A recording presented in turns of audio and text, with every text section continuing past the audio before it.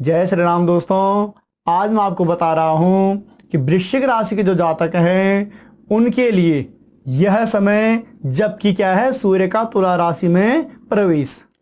सूर्य का तुला राशि में प्रवेश का यह तात्पर्य है कि सूर्य देव क्या हैं, अपनी नीच राशि यानी तुला राशि में प्रवेश कर रहे हैं।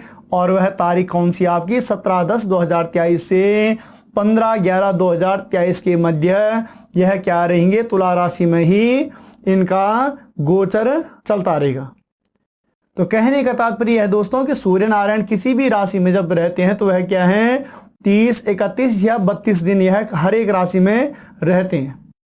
तो इस समय जो कि तुला राशि के जो जातक हैं इनके तो वृश्चिक राशि के जो जातक हैं इसलिए इनको विशेष रूप से सावधान किया जा रहा है दोस्तों, क्योंकि सूर्य क्या है तुला राशि अपनी नीच राशि में समय प्रवेश कर रखे हैं और आपके द्वादश भाव यानी व्यय घर में बैठे हुए हैं, खर्चे वाले भाव में बैठे हुए हैं। तो ये मान लीजिए कि जब यहाँ पर इनका इस समय प्रवेश है, आपके द्वादश भाव में इनका प्रवेश है, तो ये मान लीजिए कि आपके काफी हद तक खर्चे होने वाले हैं। व्यय इस समय आपका बहुत अधिक दिखाई दे रहा है और साथ ही साथ यह क्या करेगा कि अगर आपका कोई मतलब बनते हुए जो कार्य आपके हैं या विदेश गमन इत्यादि के बारे में आप कुछ सोच रहे थे या स्थान परिवर्तन के बारे में दोस्तों आपको सोच रहे थे, तो उन सारी चीज़ों में यह क्या करने वाला है, रुकावट उत्पन्न करने वाला है। और इन सारी चीज़ों में रुकावट उत्पन्न करेगा तो दोस्तों कुछ न कुछ दिक्कतें हमारे जीवन में फिर अवश्य आती हैं। तो ये समझ लीजिए कि यह समय थोड़ा सा रुकावट भराव इन चीज़ों के लिए रहेगा। विदेश गमन इत्यादि से संबंधित यह मतलब जो आपके कार्य थे या इस मतलब कहीं स्थान परिवर्तन से संबंधित जो आप सोच रहे थे दोस्तों, इन चीज़ों में यह विलंब उत्पन्न करेगा। या नवीन गृह प्रवेश इत्यादि के बारे में आप सोच रहे थे या कोई वाहन इत्यादि आप लेने की सोच रहे थे, तो इन चीज़ों में यह रुकावट उत्पन्न करेगा। और साथ ही साथ यह जब व्यय भाव में बैठा हुआ है तो अनेक प्रकार से क्या करवाएगा, आपके खर्चे भी यह करवाने वाला रहेगा। तो इस समय थोड़ा सा सूर्य नारायण आपके जो द्वादश भाव में है, यह व्यय भाव का अर्थ यही है कि दोस्तों यह आपके खर्चे पर्चे इत्यादि भी काफ़ी हद तक बढ़ाने वाले हैं। उसके बाद प्रथम, द्वितीय और तृतीय दृष्टि इनकी कहाँ है, आपके बैंक बैलेंस में, धन धान्य और संपत्ति में, कुटुंब इत्यादि में। तो दोस्तों अगर किसी प्रकार से धन धान्य संपत्ति की हम बात करें तो इन चीज़ों में भी कुछ क्या है, न्यूनता आने वाली है। यानी कि इन चीज़ों में भी हमारे लिए यह ज़्यादा अच्छा फलित नहीं होने वाला है। और आप कोई चीज़ खरीदना चाहते हो या बेचना चाहते हो, यहाँ पर अगर कोई संपत्ति इत्यादि का कोई इस समय दोस्तों आपके जीवन में ऐसा है कि कोई संपत्ति हम बेचना चाहते हैं या लेना चाहते हैं, उसमें भी क्या होगी, उसमें भी काफ़ी विलंब होने वाला है। साथ ही साथ दोस्तों जब तृतीय भाव क्या है आपका, यह भाव कुटुंब से संबंधित यह भाव होता है, तो जब कुटुंब से संबंधित भाव में सूर्य की तृतीय दृष्टि पड़ रही है दोस्तों, तो कहीं ना कहीं यह कुटुंब में भी क्या करवाने वाला है, वाद विवाद करवाने वाला है। तो इन चीज़ों से थोड़ा सा हमें क्या रहना है, सावधान रहना है। और इन चीज़ों से सावधान रहेंगे तो अवश्य ही क्या है कि इसका जो फल यह हमें क्रूर फल हमें प्रदान कर रहा है दोस्तों, उसमें कुछ न्यूनता आ जाएगी। उसके बाद पुनः चतुर्थ और पंचम भाव यानी मातृभाव इसे कहते हैं दोस्तों, यह सुख का होता है, भूमि भवन का होता है और अचल संपत्ति से संबंधित यह भाव होता है। तो जैसे कि मैंने आपको पहले से भी बताता आया हूँ कि इस समय क्या है कि भूमि भवन इत्यादि से संबंधित भी यह कार्यों में आपका क्या करेगा, अड़चने उत्पन्न करने वाला बनेगा।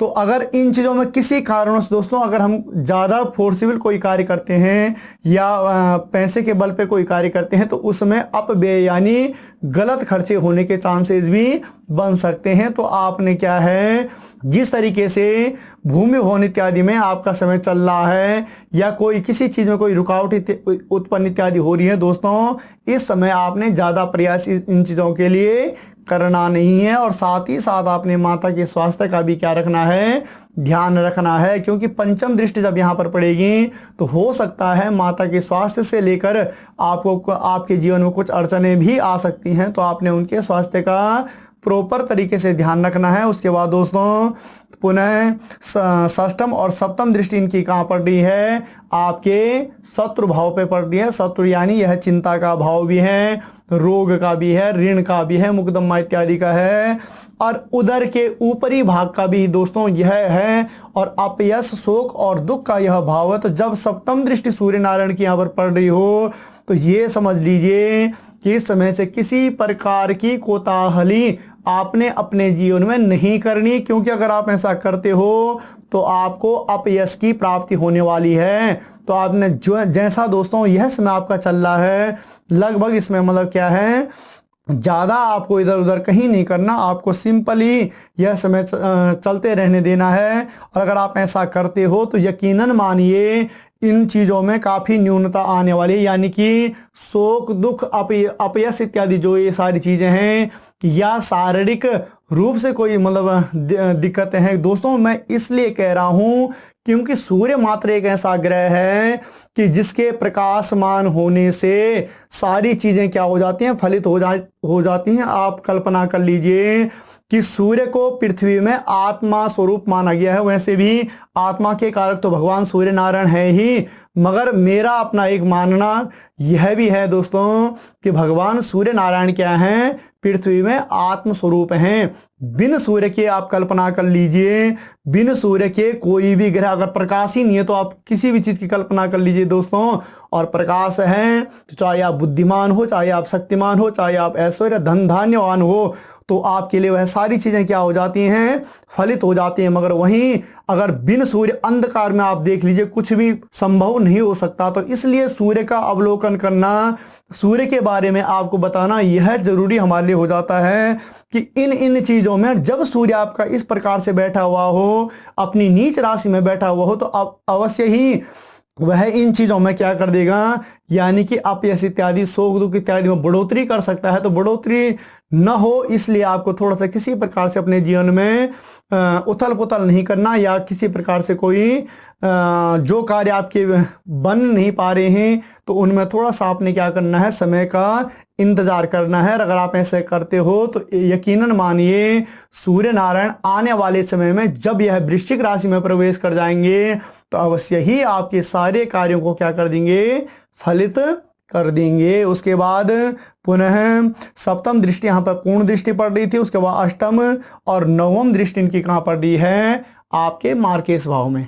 तो इस समय ये समझ लीजिए मार्केश भाव मृत्यु का स्थान इसे कहा जाता है, आयु का भी है, जीवन का भी है, और आकस्मिक धन लाभ इत्यादि का भी है, आकस्मिक विदेश यात्रा का भी है। तो दोस्तों वैसे तो विदेश यात्रा के भाव में भगवान सूर्य नारायण स्वयं बैठे हुए हैं, मगर जब यह नीच राशि में हूं तो उस समय क्या होता है कि प्रयास तो इंसान करता है, योग भी बनते हैं, मगर योग बनते बनते भी उसमें क्या हो जाता है, विलंब उत्पन्न हो जाता है। तो यहाँ पर ऐसा कुछ बन सकता है आपके जीवन में कि आपको लगेगा योग तो खूब बनने हैं मगर फिर भी क्या हो रहा है, विलंब हो रहा है। तो ऐसा योग आपके जीवन में यहाँ पर बन सकता है। उसके बाद दुर्घटनाओं से संबंधित भी हमारा क्या होता है, मार्केश भाव होता है दोस्तों।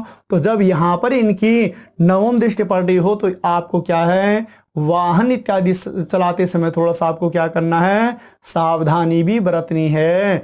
और दोस्तों जैसे कि जो कार्तिक मास होता है, जबकि सूर्य अपनी नीच राशि में बैठे हुए होते हैं दोस्तों, इस समय हमें क्या करना चाहिए, कार्तिक महात्म्य का पाठ अवश्य करना चाहिए, तुलसा जी का पूजन अवश्य करना चाहिए।